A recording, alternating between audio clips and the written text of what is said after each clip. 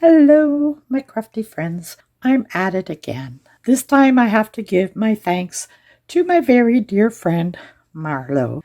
Hi, Marlow. Okay, I want to read from John 14 and 12. Most assuredly, I say to you, he who believes in me, the works that I do, he will do also, and greater works than these he will do because I go to my Father. I hope everybody is doing well, and thank you for stopping in, and thank you to my new subscribers. I greatly appreciate it. Look, aren't these really cute? Remember the burlap? Well, some of you might remember, but I tried to make burlap flowers before. I didn't fare out so well, so I bugged my friend Marlow, so she gave in. Anyways, I have these rulers, the tear rulers, and I'm sitting there thinking to myself, Brenda, because that's what people call me, can't just use them for tearing, gotta make something with them. Well, I took book pages, my circle from my Hug Snug seam binding, drew a circle, then I cut the circle out, and I used the tear ruler and my wet pen, and I went around the edge, and it turned out pretty good. I inked the edges. I think I have my small garbage can beside me that's full of flowers gone wrong. I have to admit defeat. I don't know what I'm doing wrong. These are the 4 best ones that turned out. They're not the best, but I think they're kind of cute, so I'll keep them. And I'll use them on a cover of a book or whatever. Like I said, I've been at it for over 2 hours, and I just finally, the frustration level got the best of me. So I tried the burlap flowers again. So I'm going to show how to do them. Now, with your burlap or hessian ribbon, or you could use the big rolls like this if you want to do the bigger flowers. I just want to do small ones. I could maybe make one small one. Or one bigger one, I mean. But it has a wire in there. So I pull out the wire. I'm going to sit down. I'm going to keep my mat here as my guide to stay in frame. Now I keep these wires because in one of my prayer journal, right here, right here, I made a belly band. And I put a floating butterfly, and I use the wire that I keep from my ribbons and stuff. So I use the wire for that. Or if there's something else that I think of, I use it for that. So this will be part 3 of my scrap busting to stash building. You pull out the centers. So I just leave a few on the end, and then I just start pulling out the centers. I keep these. I'll show you what I'm going to do with them. As you can see, I make little nests.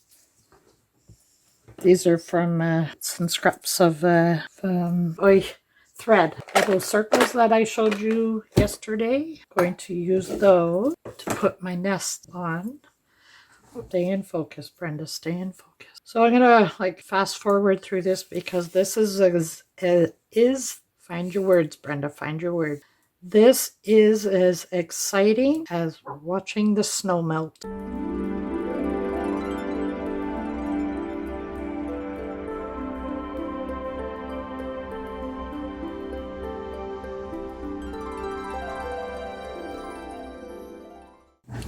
So here it leaves your burlap like this, or your hessian. So I'm going to go ahead with this one. I'll be right back. Okay, sorry about that. I'm back. Okay, so I have my big strip ready. Now I'm just going to toss all of this here aside. I have the one that is glued. So you need a hot glue gun, and I just start to roll. Just be careful, it's hot. And I just keep rolling. It's that simple. And you just go until you get the desired fullness that you want. Now you could leave more of the piece on the bottom there. Now you could have more, like the thickness. I've left 4, I think. You can leave more. The more you leave, the longer base is here. But I don't like that thickness because it's going to sit too high. Unless it's going to go on a cover. So I just take it and I spread it out like this. Cut that center piece out. And can add a nice little bling inside.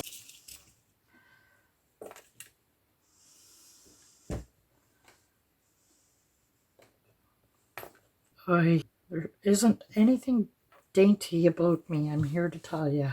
I'm going to do the same with this one, and I'll show you, because I leave the end on. Fold it over and I lay, like, not on top of each other. Like, you know when you fold in half? You normally meet the ends, but I don't. I overlap it a little bit so that the edge sits on, this end sits on the edge of that one, like this, and then I glue it. I hope that makes sense.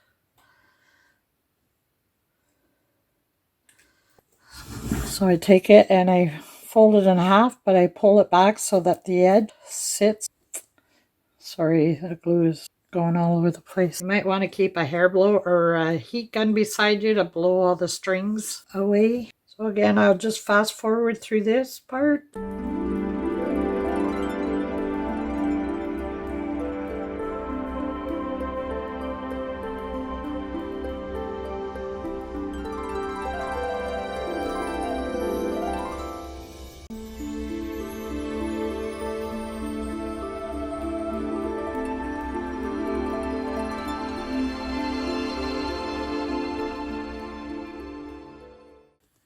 You open it up like that. Any stray hairs that are sticking up, like alfalfa, you gotta steal the glue off your fingers. And what color should I use?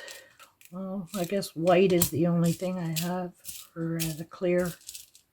Oh well, clear it is. Take it, stick it on there, and push down. So there, it's that fast and that simple, right? Okay, so now we're gonna do the big one.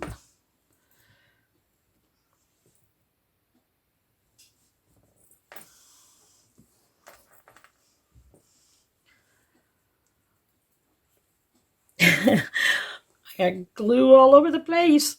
Oy. All right.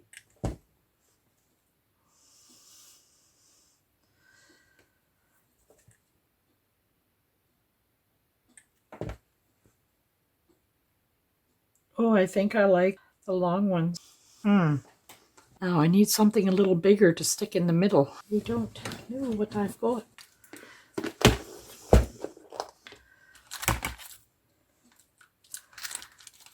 That's too big. That might be too big. I don't know. Look at that. Isn't that pretty? I think that might be too big. Oh, I don't know.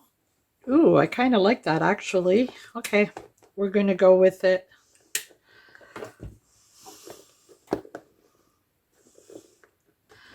Look at that. How gorgeous is that? Now these would be perfect for your journal covers or folios, whatever you want. I'm just tossing out some ideas. All right. I'm trying to hurry. I don't know why. Relax and enjoy the ride.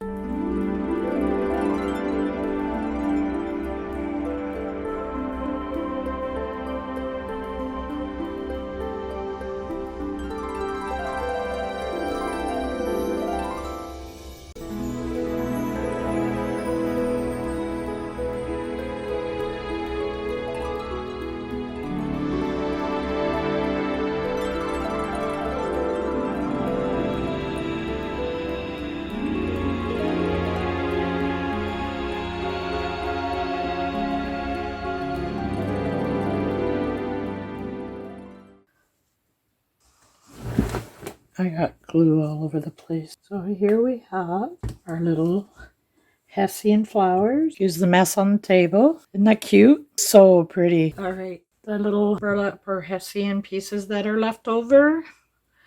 Just so that if I'm working on something small, I always have tiny, cute little bows that I could add on there. Just like that, all right? The same as these ones here. They're a little bit smaller, so it might be a little bit harder to make the bow. I had it. I was watching the glue on my thumb for some reason. I was like, ooh, butterfly. I squirrel. Pull that down. I know it's kind of tedious there, but it's okay. Great little project to do while you're watching your favorite Netflix movie or your favorite movie or whatever. So you can do that with that. Now with this here, I just kind of leave it all tangled together, make it a mess. You can bunch up all your threads like from your sewing and whatnot. I'm going to put this away because I know me. Turn that off. So, oh no, I need that on. I've already built this all over the place. I need to put this away. Here's my smaller beads. All my circles that I have, where you use the ones that punched out yesterday. All right, and then you just take a bunch, twirl it around your finger. Not too tight where it's going to cut the circulation off like I'm doing right now. Your 1-inch circle. See my fingers going blue? Yeah, because you know. Okay.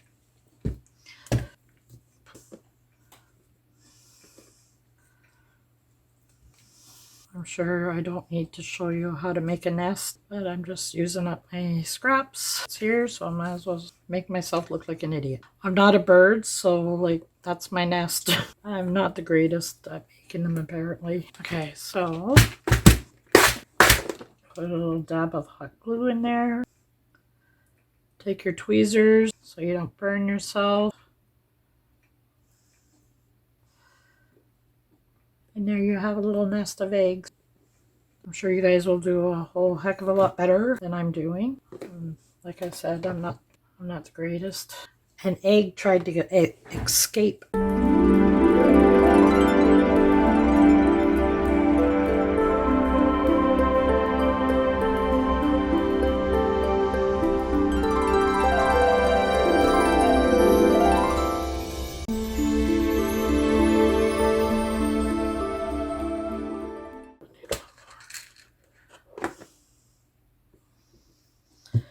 Okay, I'm going to continue, and I hope that I've given you some inspiration to create your own. Okay, there you have it. Quick, easy project, and we shall see you next time. God bless, and I hope you find some find some inspiration to create your own and use up your scraps to build up your stuff. See you next time. Bye.